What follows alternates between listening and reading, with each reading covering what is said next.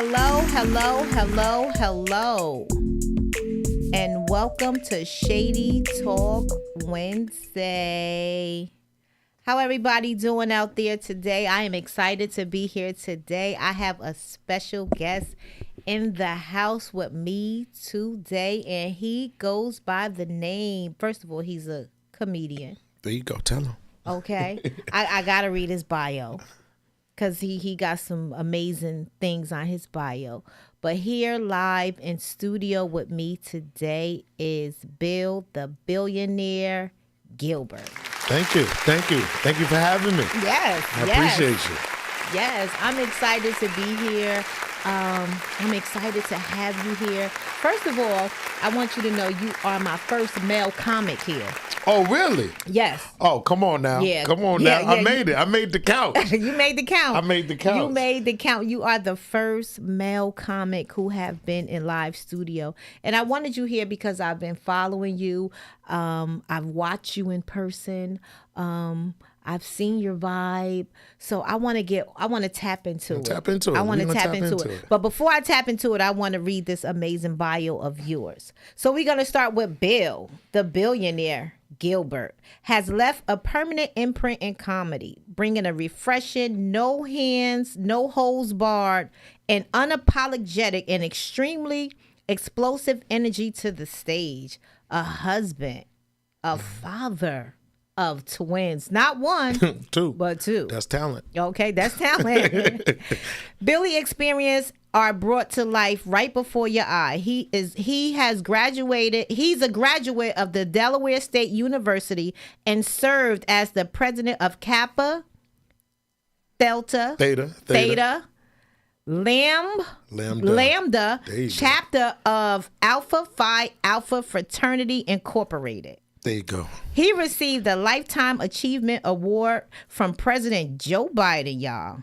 He has worked on films such as Spider-Man 3, American Gangster, music and lyrics featuring and the 2007 blockbuster I Am Legend. We ain't finished. Come on now. In 2016, Billionaire took a leap off of faith and competed in the McDonald Gospel Fest competition with his saved-ish views. He was named the 2016 McDonald Gospel Fest comedy competition winner by breaking down the church ushers' secrets and what they really be saying about us. Mm-hmm. Amen. To date, Billionaire has already shared the stage with many of today's top comedians. You see how I try to put that in there, right? I see that. Many of today's top comedians performing at numerous comedy clubs, colleges, churches, and all over the place. Bill has a new comedy special coming out soon to Amazon Prime 2024 called Savish, But God Knows My Heart. Mm-hmm. Let's welcome again Bill Billionaire Gilbert. Thank you. The hilarious, unstoppable comedian. Thank you. All right. Listen, I'm telling you, these bios y'all be having, I'm telling you, it be tongue twisting me up. Look, I thought I said the short one, and I was like, get ahead. Listen, I'm from the old school. Mm-hmm. I thought maybe it was going to say, hey, this is Bill, did comedy shows here, there, and there, played a little football, played a little basketball, got married, and got 2 kids, and I'm hitting the stage. Yeah, look, when they be asking for bios, I'll go ahead and send, you send one, they be like, okay, send me like a 70 word. Yeah. I'm like, okay, I'm just going to send you the shorter version. Right. So, whenever you have them. But it worked out. It worked out. And let me tell you, before I got here, right, my girlfriend, because reading your bio and just what it stands for and just what you stand for in comedy, saved-ish. Mm-hmm. But God knows my heart. Mm-hmm. I'm telling you, when I was reading it, in my mind, because I'm just so ghetto, I'm like, savage. Savage? Savage. Because in my thing, I'm like, okay, maybe he's savage, but God knows his heart. Savage. Saved-ish. Right. So then I'm like, okay, it ain't savage. She's like, no. Now she's teaching me a spelling bee. She's like, S. Let's do the letters now. Don't forget the D. I'm like, okay, so it's saved-ish, but God knows my heart. Yes, saved-ish. All right, I had to practice that a few times, but I ain't gonna tell you I got it perfect. Nah, it's cool. I know you failed the test a couple of times, but I knew what I was able to translate. And see, that's what I love. I was able to translate. I love when people understand people who may failed the test but still understand. Oh, because I was that person in school. Okay. I'm not a good test taker, so it's good. Okay. And I couldn't read that well, so I mean it's good. So I don't make fun of nothing. We gonna say it's together. Right. That's all. That's it. So we got that cleared, and we gonna move that out the way. It's not savage, y'all. It's saved-ish, but God knows his heart. Yep, you already know it. Yeah, on Prime right now. On Prime right now. Prime Tap in, check it out. Definitely. I'm excited about that. So let's talk about this save-ish, but God knows my heart. But before we get there, let's talk about, when did you first start comedy? What made you want to get into comedy? Were you like the class clown? Were you like...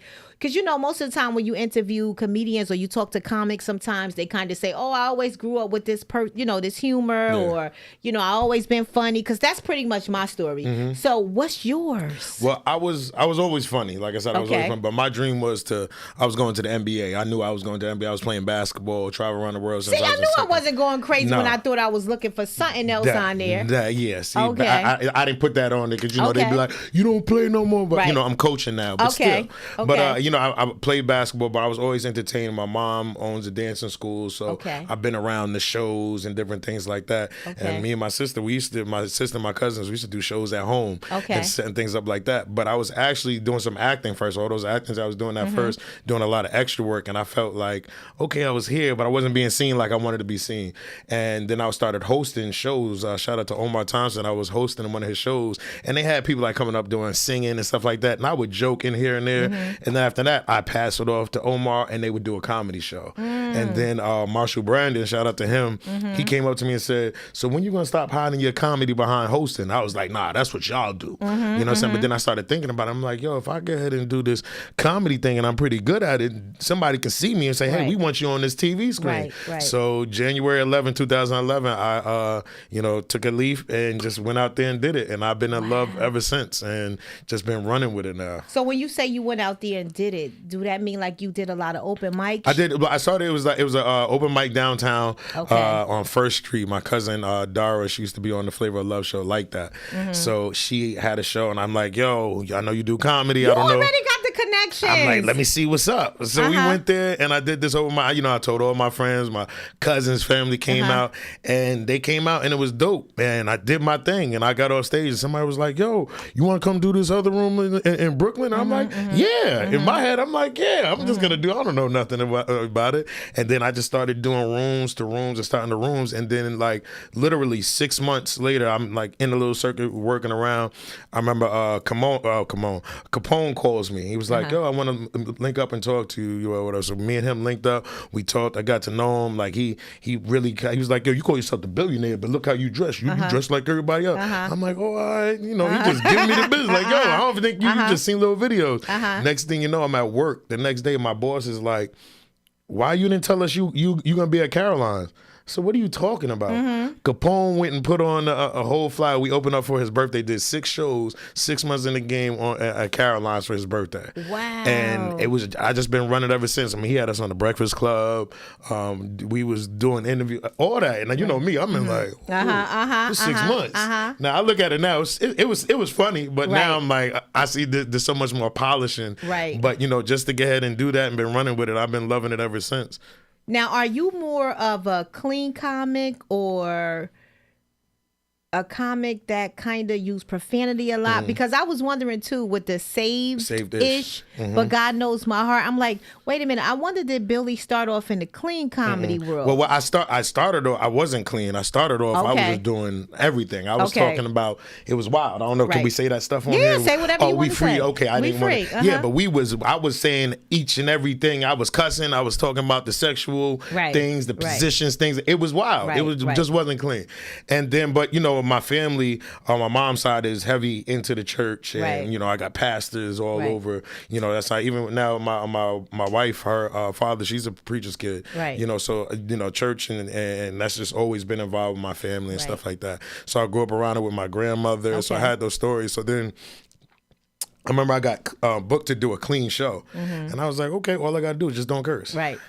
And that was the hardest thing. I'm sitting there like, just don't curse. I was gonna ask that. And I'm walking on eggshells because I don't want to, and it's so uncomfortable, right? So now I'm sitting there like, okay. And I had like, a couple of jokes I would do here and there that really didn't need cursing. And then I started doing some, they asked me to do a church. And I'm like, okay, well, I can do these jokes in the church, but I can't do this one. And I started breaking it down. But then what happens is I did the McDonald's Gospels Fest. And I knew I had a good church joke that I know would kill there. So I did my church ushers joke. It killed that one. So now I'm like, shoot, I got all this material in one church joke, but I'm doing church shows. I'm like, all right. Now, when you gain the material, are you a writer or do you just think from the top of your mind? I mean, certain things, like certain shows, I'll get ahead and go out and just freestyle, and depending where I'm at, kind of just warming it up. And that's only recently that I've been able to really kind of like master that and feel out the room, because I would say everything off stage, but by the time it's the time to get on stage, it never comes out. I never said anything and stuff like that. So,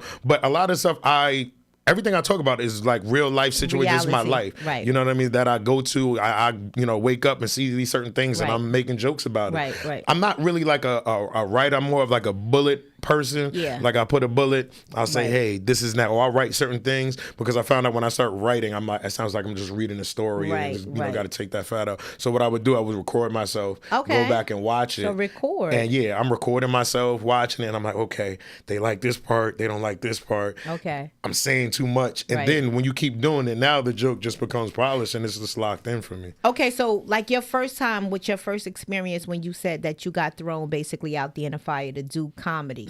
Now, do you feel like when you first started, you was a little all over the place, especially like with the sexual jokes or just doing, because I feel like sometimes when you first get thrown out there in the fire and because you don't have it all, in place of how you want to do comedy, sometimes now the further you get into comedy, you kind of look at, okay, it might be different crowds. So I think the first experience sometimes when you go through comedy, especially for me, you're not thinking about some of the things that you've learned now later on in the game, where you got to kind of be particular, you got to kind of feel the crowd, you got to do that, because when you get thrown in, you just going. You don't know what you saying, you yelling, you screaming, you cussing, you fussing. It's so much, and it's real when they say like comedy is a craft. I know a whole bunch of my friends that I hang out with that are probably, let's just sit down here and be funnier than me. Right. But getting on that stage is a whole different situation. It's a whole different situation. I remember I used to get and hold the mic and I'm covering the mic up like this, like I'm a rapper, but not knowing you muffling yourself. You know what I'm saying? So it goes down to like how you hold your mic when you're on stage, how to project your voice, how to use your voice, all these kind of things. Like you said, knowing your crowds. Before, I used to feel like I had to change the material for the crowd. It's not changing the material for the crowd, it's just changing the delivery for certain crowds. So once you get ahead and learn that, like, okay, I can say the same exact joke, it's just how I deliver it to you. You know what I mean? You might want to hear a joke that I can do this whole joke and it has no curse. You'd be like, okay, I love that joke. But now if I would have done it with the curses, you'd be like, oh, I don't want to hear that. You know, some people get like that.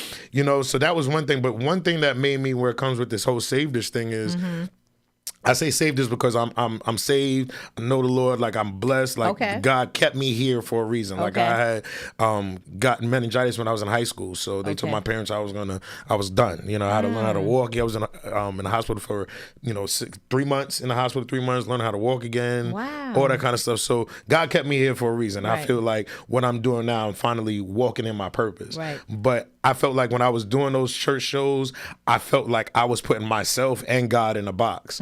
You know, so I feel like God wouldn't bless me with all this stuff that I'm doing and be like, no, don't say that. Don't say that. No, just find a way that you can get ahead and do the same thing you do, and you'll be able to do the church that everybody can listen to it. And then for me, it was like, okay, one is TV ready now. You know, you ain't got to worry about them chopping up your sets and you know, doing that kind of thing. And then I just enjoy it so much more, and I'm really telling my story. And one thing I always say is God laughs too. Now, don't get it twisted. I say save dish because don't get it twisted. I still have my ish side. God. There's some people that just be, everybody saved dish, okay? They can know whatever high God there is for them, but they still might go and do something. They might go have some drinks and might smoke something or do something like that, and everybody be like, oh my God.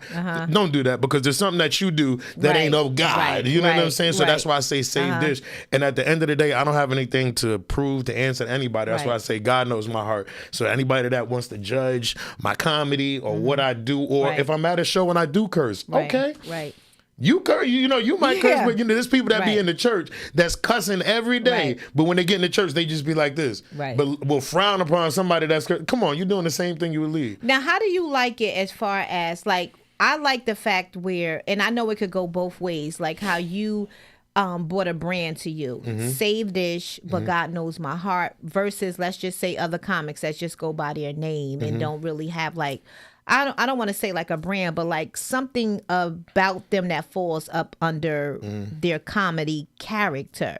So, okay, how many years have you been doing comedy? I've been 13 years. Okay, so when you first started, that wasn't what no you. Okay, no. It was just Bill. My name has been Bill the Billionaire the whole time. Okay, like I've been Bill the Billionaire since high school. Okay, and that was just my name, and it was just like I feel like I'm gonna be the first billionaire in my family. That's what I'm gonna get ahead and speak that into existence, right? But at the same, it came from basketball, talking about my jump shot. But that was then. But now, I tell people all the time, I'm like, you know, the check didn't clear yet. You know what I'm saying? I say right now, I got my dream job, but the check didn't clear yet. Right. You know, and I know that check's gonna come. It's just something that I speak to myself in existence. But as far as Save This, that's like I said, finding your voice. Yeah. One thing, shout out to my boy Ace Brown, because he hit me and we were talking before I even did the special, and I was just telling him how I'm feeling about comedy now, how things are just flowing. Like, you know, you get on stage sometimes, you like, yo, I thought I was killing it. It didn't hit how I wanted it. And you got. I was gonna ask you that. Have you ever had a moment where you felt like you bombed? Yeah. Come on, we. Okay.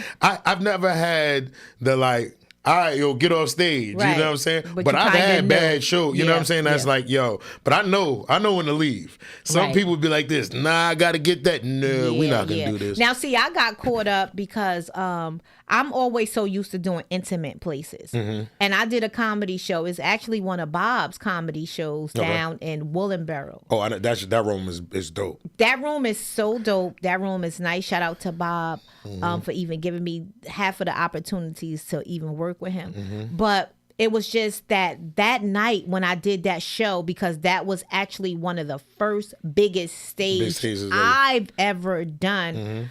And I'm glad that it happened to me, but that was my first time even experienced Cottonmouth. Like, I did good at the beginning, but somewhere I was getting choked up. And when I've learned about that, and this is the best part that I love about comedy, because I feel like comedy is a gift to me. I've always been a natural funny, but I've always had this thing that before I got into it, where I thought I couldn't do it, because you're so used to just being a natural funny person. Yeah, everybody laughing my stuff. Yeah, so it's just like, now you're like, okay, now you got to get people to come into your world of reality to laugh at it. So it's like, okay, you got to have, there's nobody feeding with you. Yeah. So when I got up there, I did good, Bill. But what I've learned about a bigger stage and more time, also too, when I was put on a time frame, that kind of got to me too. That used to be my thing too. So I've learned that too. But also too, what I've learned about a bigger stage, your joke has to last longer. See, I was so used to going from this to that, but you had to stretch it. To me, I felt like, how much time do you have to do?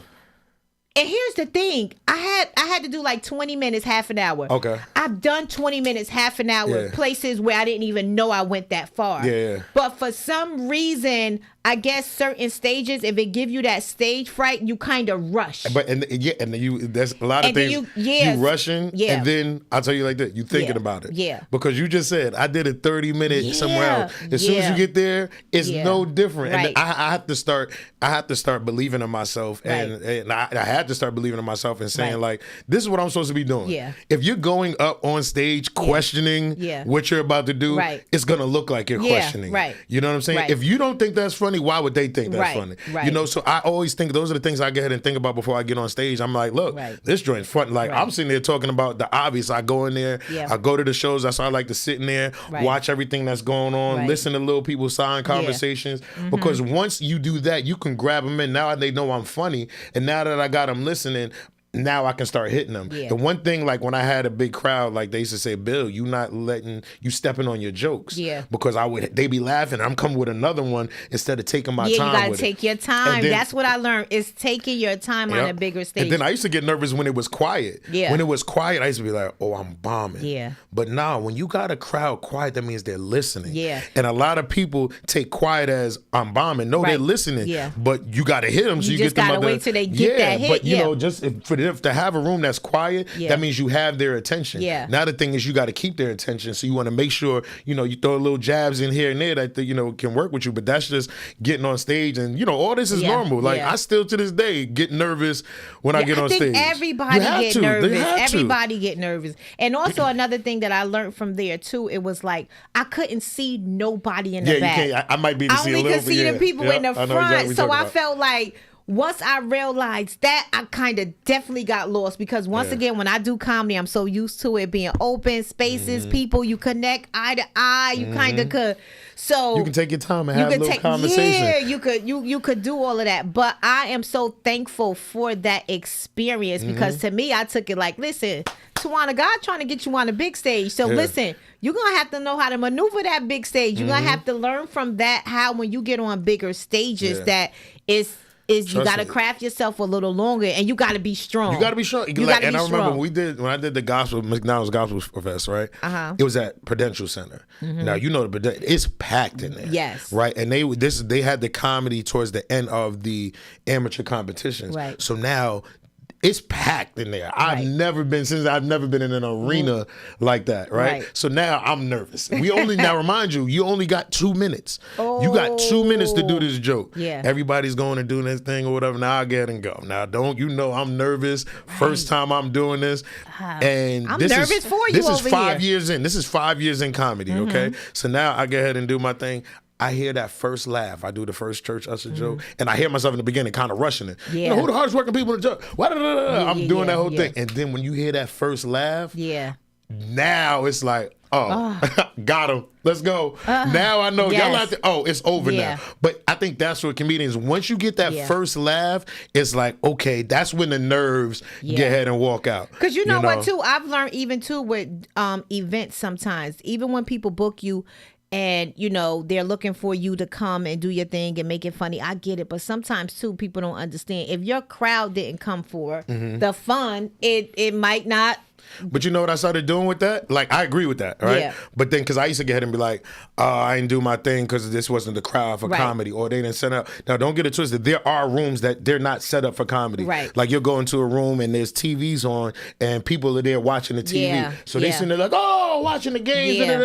They don't want to hear what we got to get and say. So stuff like that, I understand. Yeah. You know what I mean? But then you got sometimes that the energy can be bad, right? And you see that they're just not giving it. Like, maybe the host is just not hitting it. And people's not hitting. So now when you get up, you got to do your thing. Yeah. And I used to get ahead and be like, this doesn't it.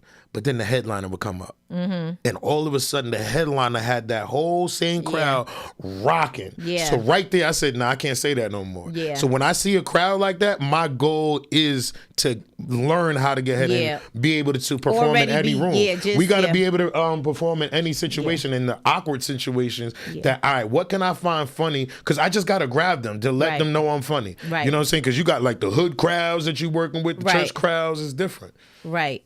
So let me ask you. Okay, I want to understand this. It was something you said in here. Okay, by breaking down the church ushers' secrets, what they really be saying about us. What you mean about that? Oh yeah, so you know the church ushers are the hardest working people in the church. Okay. And I don't know if you know, like my church, shout out to my church, Community Baptist Church in Englewood, New Jersey, Pastor Taylor. I used to see him in the church, and he used to be looking at the ushers from the top, like from the thing, look like looking at them. You know, they got their own signs and stuff like, and I'm like, yo, that'd be funny, like, if I really started translating what these signs really mean. Okay. So I just be breaking down, like, really got the signs. Like, I got one sign that goes like this. It goes.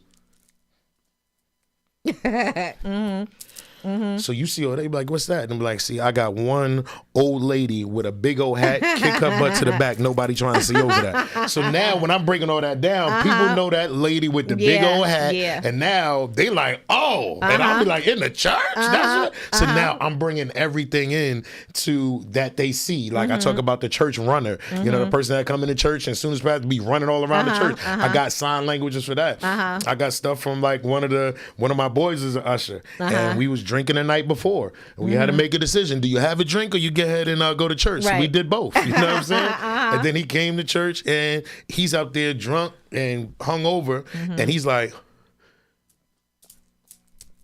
I was like, yo, what that mean? He was like, hold up. Is that the old lady with the good mints? Put her in my section. I was drinking last night. So I'm like, it just be little stuff that we can relate to because we know people that be in the church but was just at the Elks. Right. They was just at the Elks last night till 2 o'clock in the morning, and now they deacon such and such. You know what I'm saying? Okay. So it's just stuff like that, and it's just real. You know what I mean? Because I feel like it's a lot of stuff. Everybody, like I said, they put God in a box, and I said, I'm just the messenger because God sees all the stuff that we do. You know what I'm saying? So when I see certain things in church, I go ahead and just take them with me, and I'm like, yep, I'm gonna find a way to bring that here because you seen it. You know, we know what it's like for people that be guests coming to churches. So I'm like, give something that they can relate to. You know, so I can bring it all in together. And then people that don't go to church, they know who these people are. So it still can relate to everybody. It's all relatable, and that's the thing I feel like with comedy, you gotta stay relatable. People gotta understand, you know, that you could turn humor into anything that's relatable, that people could be like, oh, like they could either picture it, they even experience that. They can imagine somebody else who have done it. Okay, so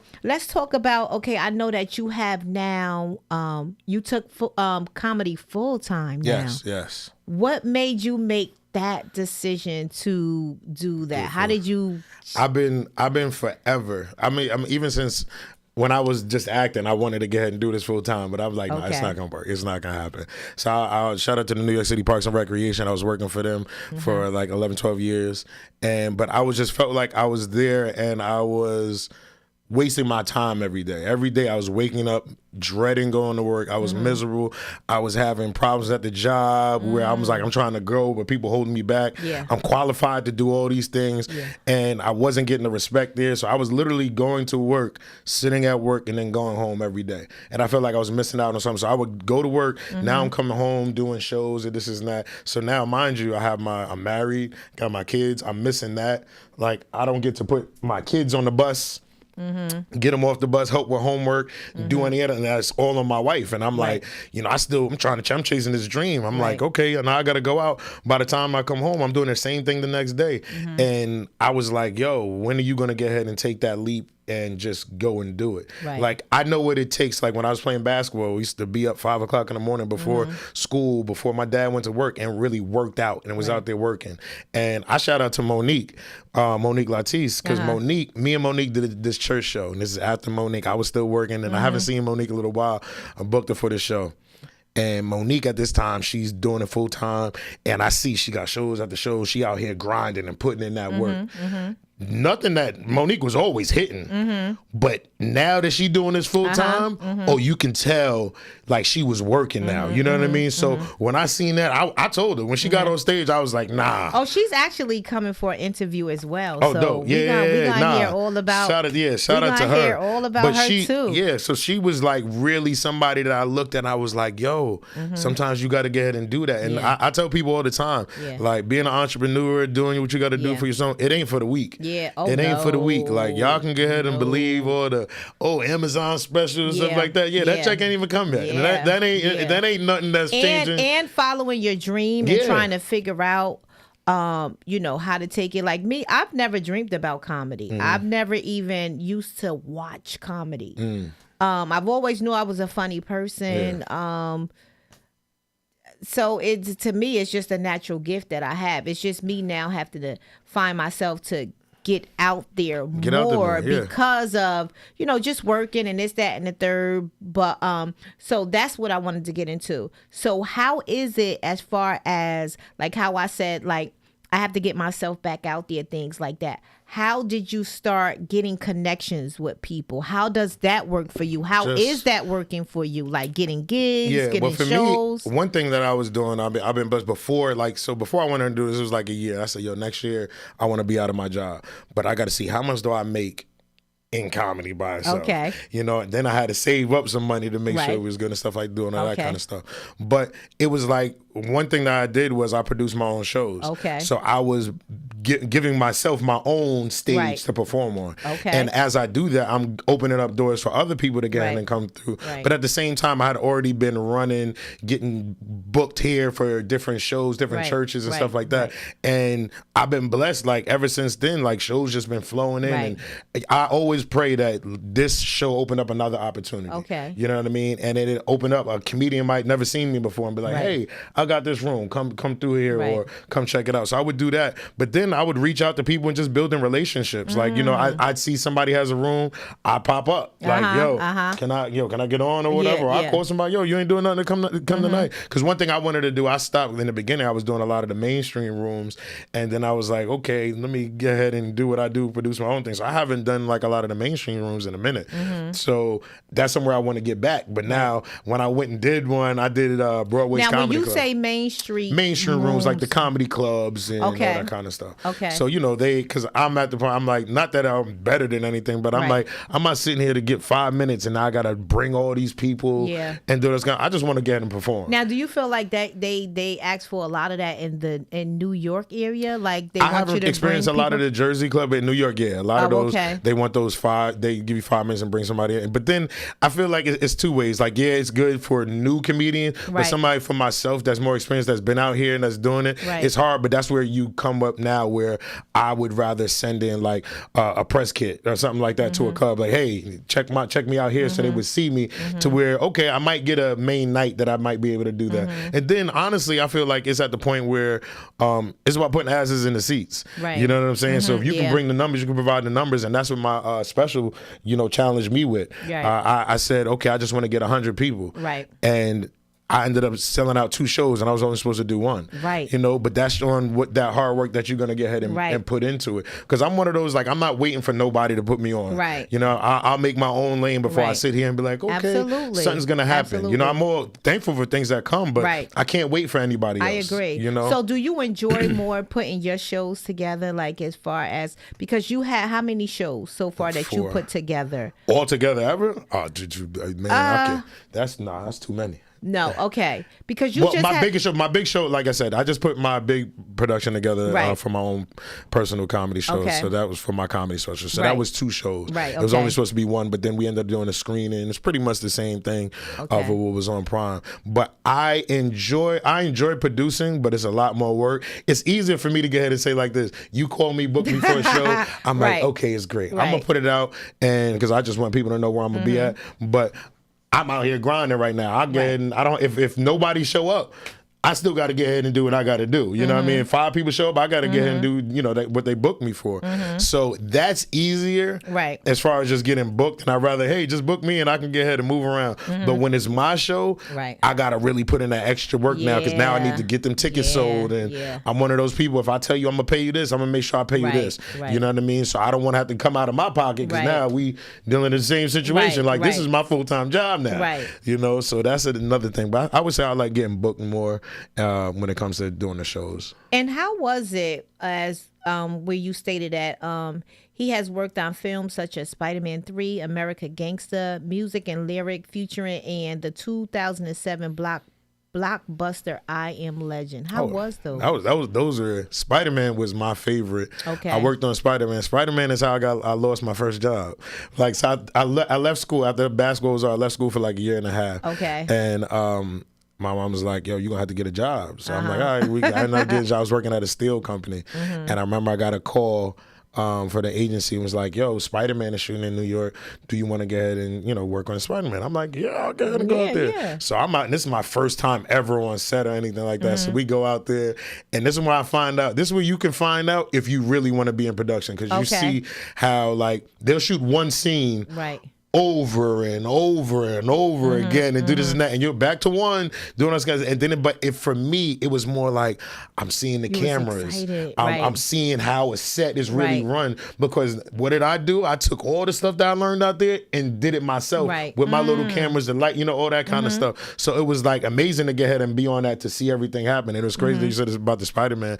I forgot which Spider-Man it was, and I had it on the other day, and I'm like, I think I'm in this one. And my kids, I swear I told them before, they was like, you in Spider-Man? I said, yo, I'm telling you, I'm in it. So then when I show them, I'm at the scene at the parade when Spider-Man's coming up down, and I'm like, Spidey, kiss her. Just sitting there, I gotta watch it. Yeah, it's real quick. I gotta watch it. Okay. Like, yeah, kiss her. But you see me right there, and they were like, yo, use it. And then I told them I had another scene, because everybody was talking about getting your SAG credits. So I was in one, your waivers. So I was in one scene. I'm in a cab, and the Sandman comes and tips my whole car over, and we supposed to get my SAG credits for it, but they cut it out the movie. So I'm telling my son, he was like, so they only wanted you for that quick? I was like, Dad, that wasn't enough. He was so ashamed. Yeah, but the thing is to be on those sets and really learn, and it was a learning experience for me, and now, after doing a movie, we did the Liquor Run movie, and actually being a main role in that, it was like, okay, I know. Yeah, how was that? Now, what kind of role did you play in that? Liquor Run, I played Reverend Owens.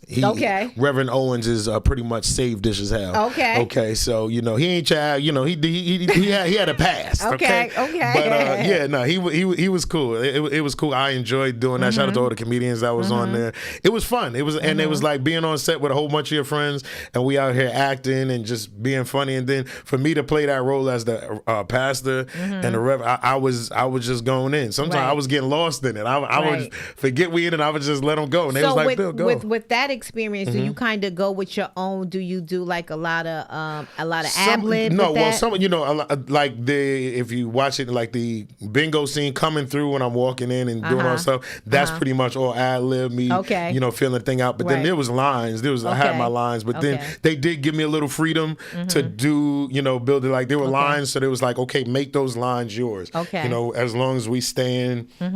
Within that. And if I had any suggestions, I would say, hey, why don't we do this? Or do things like that. So like, I don't want to, I hate to have people write scripts and then you just, all right, I see it this way. No, I want to give the writer, their credit for what they did. So that's, like even now. Like, and I know too, writers, they love people who cook kind of ad-lib too. They'll let you know. They let you know. But some people come in and just want to do that off the jump. Like, no, you can't do that. Yeah, you can't. Yeah, like I'm doing a play now. It's called Till Death Do Us Part. It's a two-person play that I'm doing. Me and my castmate Cassandra Johnson, and me and her doing it. But now this is like, it's just me and her.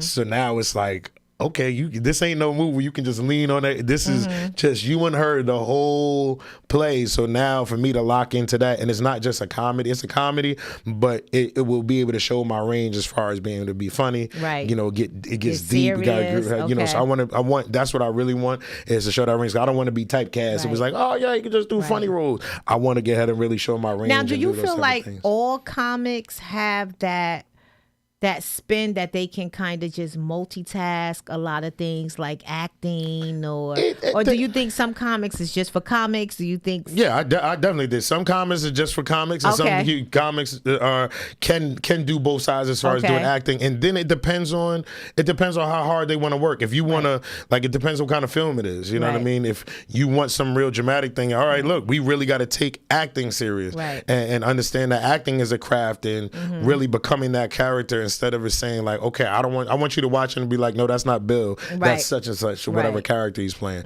So I feel like everybody knows they lane, they know what they want to do, but the same way they put in that work for comedy, they got to do the same thing, for acting. So it's just because you're a comedian don't mean you can get it. And, you might be able to do certain things, and and it depends on how hard you want to work at it. Some people's like, that's not what I want to do. I don't want to do movies. I just want to get ahead and tell stories. So you basically enjoy both of them. Yeah, I definitely. definitely. Like, and then like I said, I'm writing my own film right now. Okay. So it's like getting on that side is learning like script writing, right, and putting those things together. Right. So that's a whole nother field, because like, everybody think in front of the camera is where the money at, and this and that. No, the people that's behind the camera, directing and writing. Like I'm into all that. Like I taught myself how to edit and stuff like that. So my whole comedy special, I got editing credits for editing my whole special. I mean, with the team and stuff like that. So sometimes, like I said, I'm gonna learn. I'm gonna figure it out. Okay. So let's talk about your special that's coming to Amazon Prime 2020. It's on Prime. We're here now. We're here. They're there. Yes. Okay. So let's talk about Bill's special that's on Amazon Prime right now, 2024. Can we give him a round of applause for that? Thank you. Thank you. Guess what? I listen. Let's talk about it. What could we expect in it? You're gonna expect some real save this activity. it was real. Like this special was important to me because I've been, like I said, been doing it 13 years, right? And we have our people come and support us, right? And they, a lot of times, seen this joke and they seen this, and they like, yo, I gotta come here and hear you do this joke again.